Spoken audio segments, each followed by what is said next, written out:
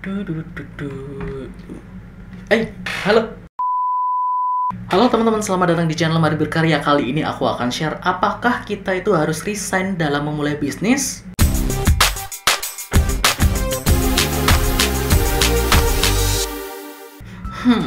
Pertanyaannya sangat menarik. Apakah kalian adalah salah satu orang yang sekarang posisinya lagi bekerja sebagai karyawan di salah satu perusahaan? Atau sekarang kalian itu membantu orang tua kalian atau keluarga kalian dalam menjalankan bisnis, tapi itu bukan bisnis kalian sendiri? Nah, sedangkan di hati kalian atau di pemikiran kalian, kalian itu punya banyak sekali ide atau punya banyak sekali rencana dan ingin memulai bisnis kalian sendiri. Lalu, apakah kalian itu harus resign dari pekerjaan kalian atau tidak? Sebenarnya tidak ada jawaban pastinya, dan kita tidak boleh memutuskan secara langsung, ya atau harus atau tidak. Kita akan bahas beberapa faktornya biar kalian lebih paham dan bisa menentukan kalian harus resign atau tidak. Faktor yang pertama yaitu keyakinan. Yakin. Pertama, kalian yakin gak dengan bisnis kalian? Kalian yakin gak dengan kemampuan kalian dalam menjalankan bisnis? Kalian yakin gak kalian bisa menjalankan bisnis itu dengan sustain dan bisa menghidupi kalian? Kalian yakin gak kalian melepaskan pekerjaan kalian yang saat ini? Kalian butuh keyakinan dulu, yakin atau enggak, oke? Dan keyakinan itu dalam diri kalian masing-masing. Aku nggak bisa melihat isi hati kalian, atau aku nggak bisa melihat keyakinan kalian itu sejauh mana, oke? Makanya kalian harus perhatikan dulu, pikirkan dulu, yakin atau enggak. Dan keyakinan ini bukan karena referensi atau ajakan, tapi dari dalam, bukan dari luar. Bukan karena kalian ingin diajak temen berbisnis sehingga kalian mau resign. Bukan berarti karena kalian itu katakanlah suka dengan karyawan yang ada di perusahaan, salah satu perusahaan itu, maka kalian nggak pengen resign. Nggak kayak gitu. Keyakinan itu bukan dari luar, tapi dari dalam diri kalian sendiri. Oke? Jadi jangan ada pengaruh dari lingkungan sekitarnya. Jangan ada yang misalnya memaksa kalian, kamu itu berbisnis aja, kamu itu sudah punya kemampuan, sudah punya ini. Aku yakin kok kamu pasti bisa. Atau ada teman-teman yang bilang sini, alah udahlah, bisnis itu nggak pasti.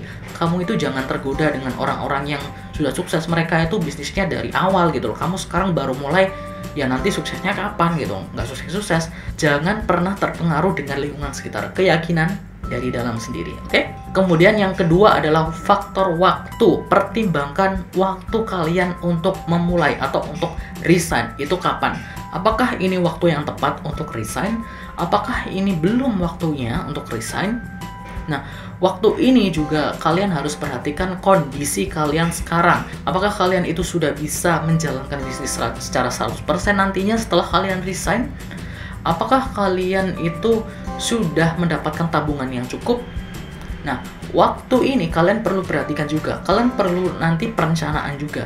Biar nanti kalian tahu waktu yang tepat untuk resign itu kapan. Dan kalian juga harus melihat kondisi sekitarnya. Apakah ini waktu yang tepat untuk memulai? Katakanlah kalian bisnis minuman. Apakah ini waktu yang tepat untuk memulai bisnis minuman? Jangan-jangan market saat ini itu belum siap untuk mendapatkan brand baru atau untuk ada brand baru minuman itu. Oke? Maka kalian harus riset dulu. Kemudian yang nomor 3 adalah gaya hidup. Kalian harus bersiap-siap, gaya hidup kalian akan berubah. Kalian bukan lagi kerja dari jam 9 sampai jam 5, bukan kerja dari Senin sampai Sabtu, tapi kalian kerja 24 jam, sehari 7 hari seminggu. Gak ada berhentinya. Meskipun kalian tidur, meskipun kalian ngapain aja, kalian harus tetap bekerja. At least otak kalian pasti akan mikir, ini nanti setelah ini kayak gimana ya? Ini nanti setelah, katakanlah nih, setelah merekrut karyawan, nanti karyawannya digimanakan ya? Setelah membeli produk dari supplier, produknya ini digimanakan ya? Setelah membuat toko online, tokonya ini digimanakan ya? Setelah membayar iklan, iklannya ini nanti kayak gimana ya? Setelah kita menentukan strategi marketing, menjalankannya nanti kayak gimana ya?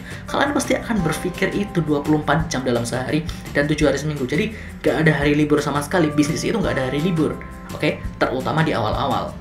Makanya kalian harus bersiap untuk mengubah gaya hidup atau pola hidup.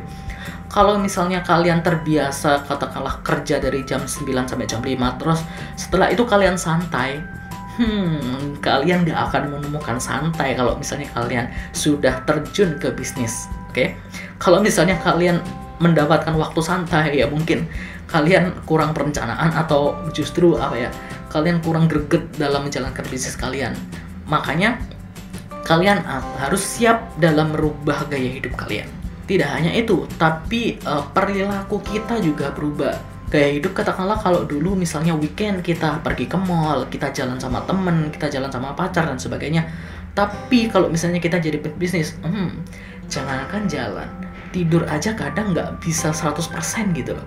Makanya kalian harus bersiap, dan kalian juga harus memiliki gaya hidup yang sederhana. Nggak perlu lagi katakanlah pakai pakaian yang mewah, kecuali ketemu klien atau ketemu partner bisnis. Kalian kalau misalnya berbisnis di rumah ya pakai kaos gitu aja, celana pendek kayak gitu nggak masalah.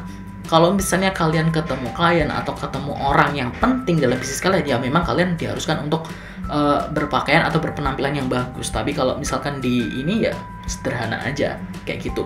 Kemudian pola makan juga sederhana, karena ya itu tadi, menghemat tadi. Makanya kalian harus bisa merubah gaya hidup dari pola karyawan menjadi pola berbisnis. Tapi jangan khawatir, bukan berarti bisnis itu susah terus, enggak. Memang di awalnya itu susah, kalian harus tahan itu. Makanya banyak orang yang nyerah di awal dan gak jadi pebisnis lagi itu karena ya itu tadi, susah untuk merubah gaya hidupnya. Tapi kalau misalnya kalian kuat merubah gaya hidup, maka gaya hidup kalian justru akan lebih naik lagi nantinya setelah kalian sukses. Nomor 4 adalah mindset. Nah, mindset ini yang sering banget dilupakan oleh teman-teman dan jarang dipikirkan gitu loh. Sering kali diabaikan sama teman-teman, padahal mindset ini sangat penting. Contoh gampangnya kayak gini. Mindset jadi karyawan itu biasanya kita datang ke kantor, kita nunggu kerjaan dari atasan. Kalau nggak ada kerjaan ya udah santai main Zuma atau main soliter katakanlah, atau mungkin browsing yang lain kayak gitu kan. Tapi kalau misalnya ada kerjaan banyak dari atasan, kita kerja bahkan sampai lembur. Nah, kita terbiasa untuk ketergantungan dengan atasan. Kalau misalnya bisnis kalian tidak punya atasan, kalian mau ketergantungan sama siapa? Kalian mau nunggu disuruh dulu? Enggak, kalian harus merencanakan sendiri. Bisnis kalian ini jalannya kayak gini, hari ini mau ngapain aja, hari ini mau ketemu siapa saja, jadwal minggu depan itu kayak gimana. Kalian harus merencanakan sendiri tugas kalian, apa yang kalian kerjakan, kemudian target-target kalian harus merencanakan secara sendiri. Mindset itu yang jarang sekali dimiliki oleh teman-teman yang berubah dari karyawan ke bisnis. Makanya mereka saat resign, mereka tidak punya mindset yang benar. Mindsetnya masih mindset karyawan yang nunggu perintah atasan. Ya mereka nggak maju-maju bisnisnya, dan bisnisnya mungkin akan gagal. Dan waktu gagal itu biasanya mereka akan nyerah gitu aja, akan menyalahkan keadaan, akan menyalahkan tim, akan menyalahkan orang lain, akan menyalahkan partner, akan menyalahkan customer, kecuali diri sendiri. Biasanya kayak gitu. Makanya bagi teman-teman kalau misalnya ingin resign, pastikan mindsetnya udah bener dulu. Mindsetnya udah di set, bisnis ini kayak gini, aku akan bertanggung jawab atas semua yang aku lakukan di bisnisku. Oke? Even itu kesalahan, karena semua hal itu nanti aku yang memutuskan dalam bisnisku.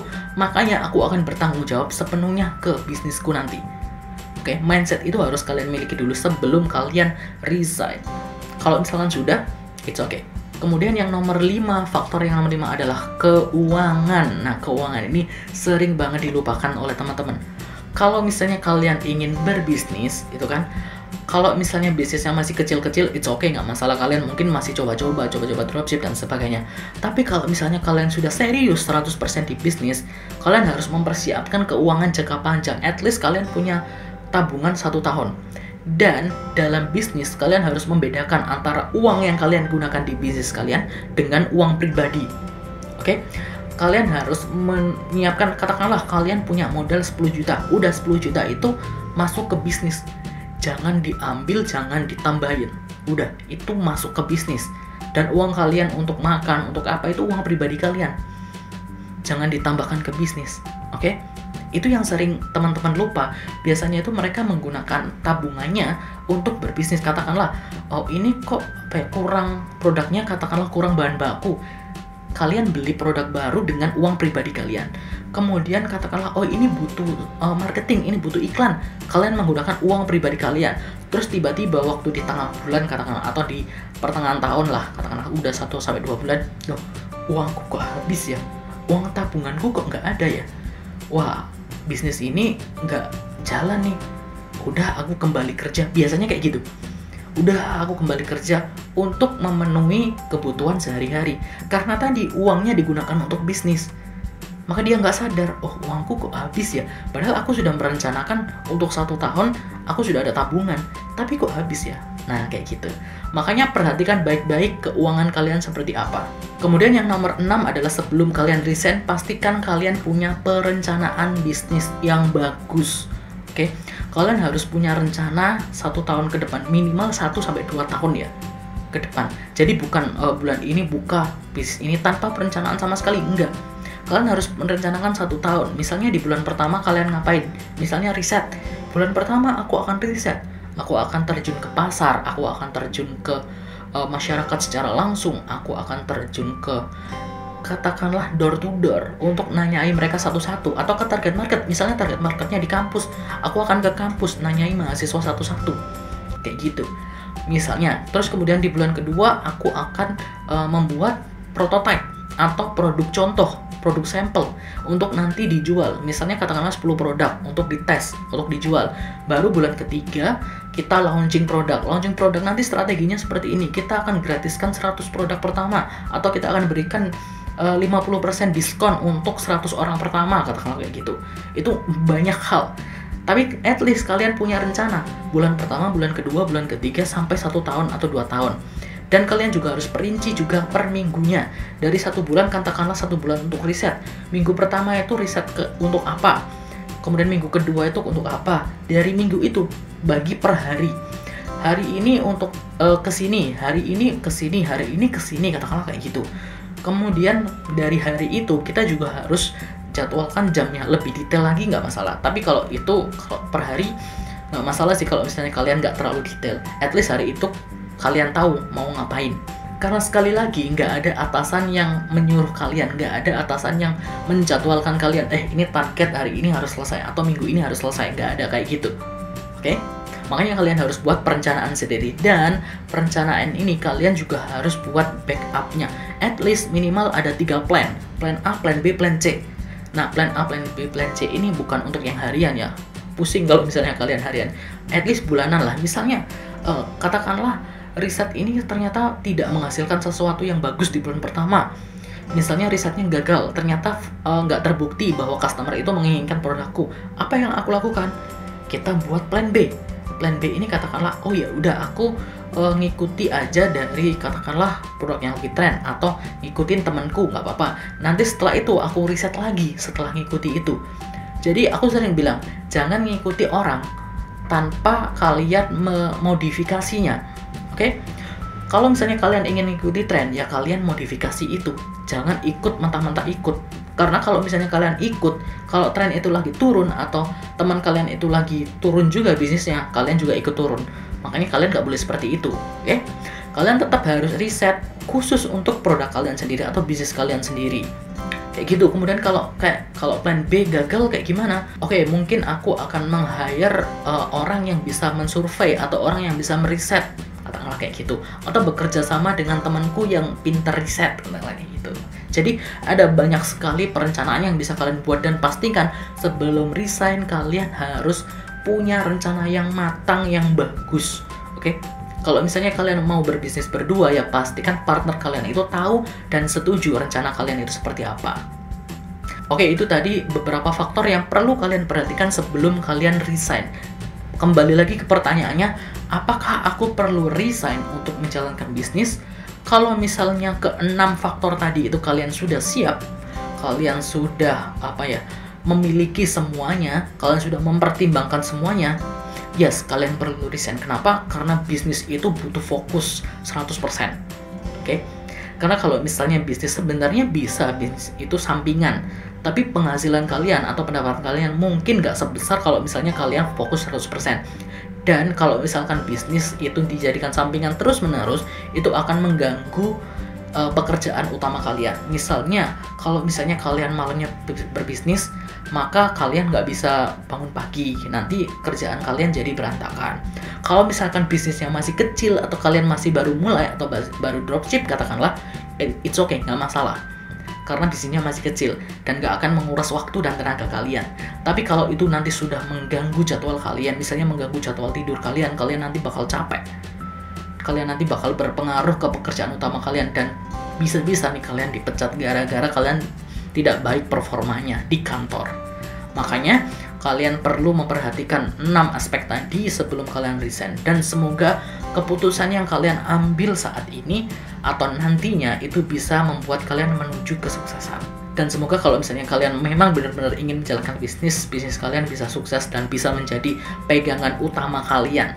Jangan lupa untuk klik tombol like-nya, kemudian subscribe channel ini dan nyalakan notifikasinya, dan sampai jumpa di video berikutnya. Dadah!